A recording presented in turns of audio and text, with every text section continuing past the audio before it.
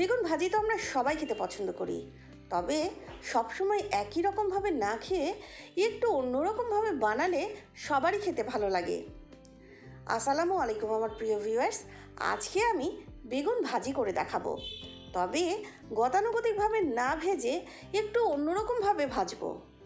এটা বানানো খুবই সহজ আর খেতেও কিন্তু দারুণ লাগে। আশা করি আপনাদের সবার ভালো লাগবে। চলুন তাহলে ভিউয়ার্স, আমরা এই দারুণ বেগুন ভাজির রেসিপি রান্না শুরু করি। প্রথমে আমি 4 টুকরা এভাবে গোল করে কাটা বেগুন নিয়েছি। বেগুনের টুকরোগুলো ভালোভাবে ধুয়ে পানি ঝরিয়ে নিয়েছি। এখন এর মধ্যে দিয়ে দিচ্ছি 1/2 চা চামচ পরিমাণ লাল মরিচ গুঁড়া, 1/4 চা চামচ জিরা গুঁড়া, 1/4 চা চামচ হলুদ গুঁড়া আর দিয়ে দিচ্ছি স্বাদ মতো লবণ। এখন খুব ভালোভাবে বেগুনের টুকরার দুই পাশে মশলা মেখে নিচ্ছি। ভিউয়ার্স, আমার ভিডিওটি যদি পছন্দ হয় তাহলে একটা লাইক দিতে পারেন, ফ্রেন্ডস অ্যান্ড ফ্যামিলির সাথে শেয়ার করতে পারেন, আর দারুণ দারুণ মজাদার রেসিপি পাওয়ার জন্য আমার চ্যানেলটি নোটিফিকেশন অন করে সাবস্ক্রাইব করতে পারেন। এক টুকরার সাথে অন্য টুকরা এভাবে ঘষে ঘষে মশলা লাগিয়ে নিয়েছি। এখন বেগুনের টুকরাগুলো 10 মিনিট রেস্টে রেখে দিচ্ছি।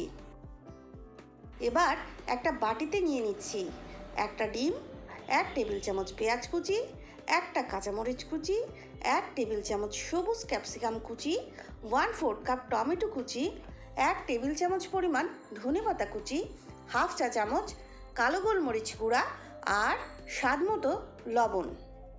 এখন একটা কাঁটা চামচ দিয়ে খুব ভালোভাবে মিক্সড করে নিচ্ছি।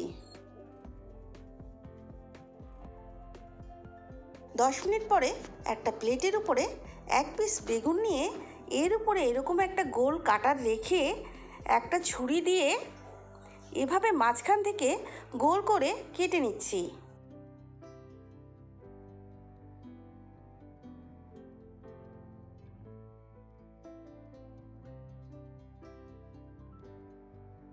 একইভাবে আমি সবগুলো বেগুন কেটে নিচ্ছি। এখন একটা ফ্রাই প্যানে 1 টেবিল চামচ তেল দিয়ে দিচ্ছি।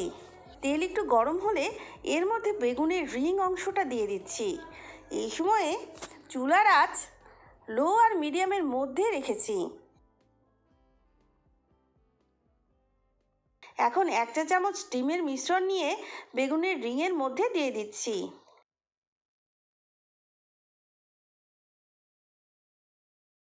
সবগুলো বেগুনের রিংয়ের মধ্যে ডিমের মিশ্রণ দেওয়া হয়ে গেছে।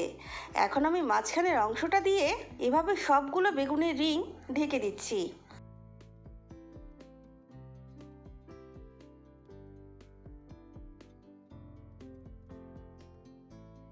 3 থেকে 4 মিনিট লো আঁচে ভাজার পরে এখন সাবধানে উল্টে দিচ্ছি।